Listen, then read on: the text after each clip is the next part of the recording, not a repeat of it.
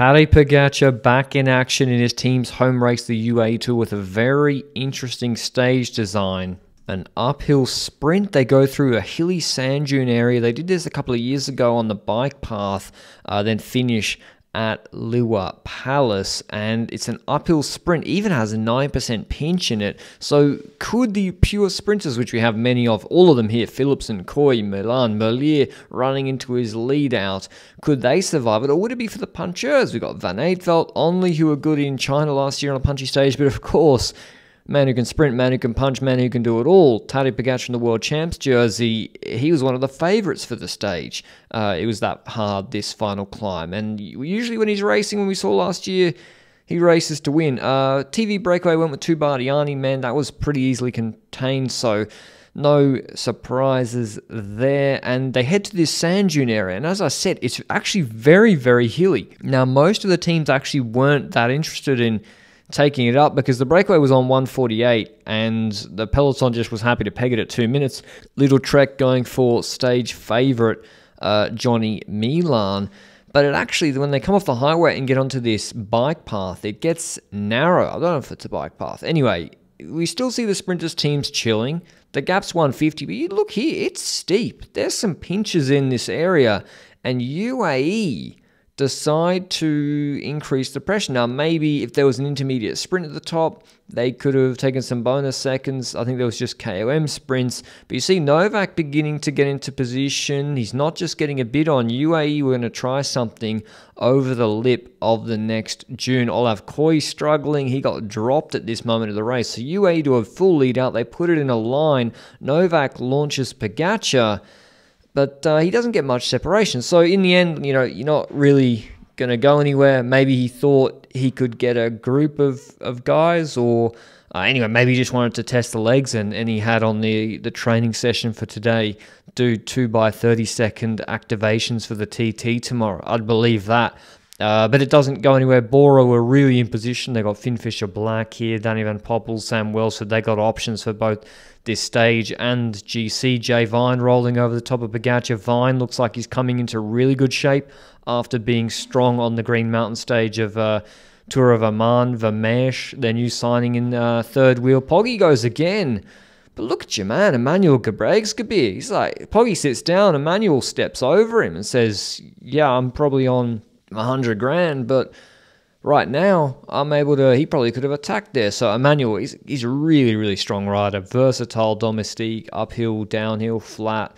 The Eritrean on Little Trek works hard from January through October. Fantastic rider, actually. But then it all comes down. Poggy made everybody nervous. Nothing happened.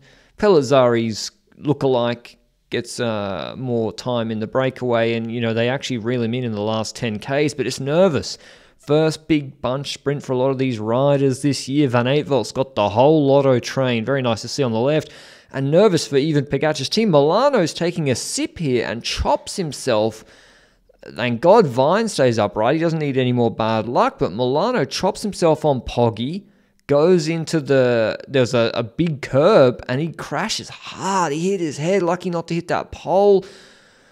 UAE like, whoa, near miss, having crashes like that around Pogacar. I assume Milano was out of the race after a big crash. And yeah, a lot of teams are interested in also not being put on a GC gap, because there can be splits in sprints like this of 3 to 5 seconds, which the UAE Tour got decided by 1 or 2 seconds last year when Van Aertveldt won on bonus seconds that he got in the breakaway last year ahead of Ben O'Connor. So Tudor on the right-hand side, I think Zylard was just there, but there was no decline. We've got Tobias Lund Anderson, great finish for him. Poggy surfing in the middle, trying to get on the wheel of Philipsen. Milan also isolated with about 800 meters to go. He didn't have the best lead out today. So that I just want to pinpoint that early, that yeah, Milan is eating wind and maneuvering himself here.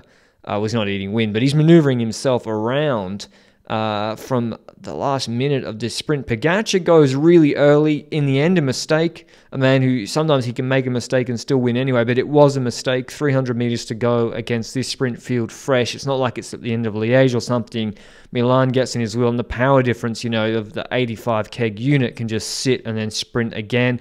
A gate goes over the top. What a signing from XDS Astana. Philipsen in the wheel of Milan. Milan, as I said, he's been going for ages. Finn Fisher-Black tries to come up the barriers, but there's no exit for him. He's boxed. He tries to come around Philipsen to the left-hand side, and Philipsen, gassed, looks over his shoulder, whoop, nearly chops Finn.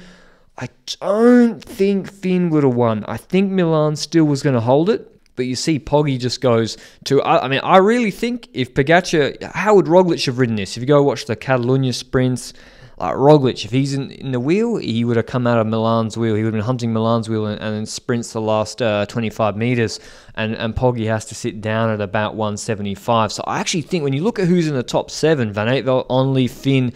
I think Poggy cost himself, actually. But would Finn have won? He got boxed legitimately. I don't think Milan had it. What a sprint from Milan. Should shout out him a bit more. The biggest unit in this top 10, apart from Bauhaus, by far. Philipsen got relegated. Incredible sprint from Milan. One of the best all-round riders in the world. Here's what Little Trek had to say after the stage. Johnny, how do you feel after this brutal effort? Brutally tired. I think I think the warm, the temperature, these last 700 meters and all the race was pretty tough, more than I was thinking. It was a pretty intense day. Let's say that in the beginning it was a bit quiet, also with the front wheel, but then we went in the circuit, there was some echelons, and then everyone back again. I have to say thanks to my guys, because like every race they control, they support me, and then they lead me to end like this. So first, thanks to them, and super happy about it. Really tired now. Tomorrow we will try to defend. Also the leader jersey that I will have, I think, and. Until then I will try just to rest as much as possible. It was brutal, but how tactical was it against other sprinters and also the likes of Pogacar and Van Aert who were in the mix? I think it was more against the last kilometer. I think we tried to don't take it too much in the back and not too much also in the front, and they leave me just in the perfect position for be able to do these last 150 meters in the best ways as I could. So super happy about it.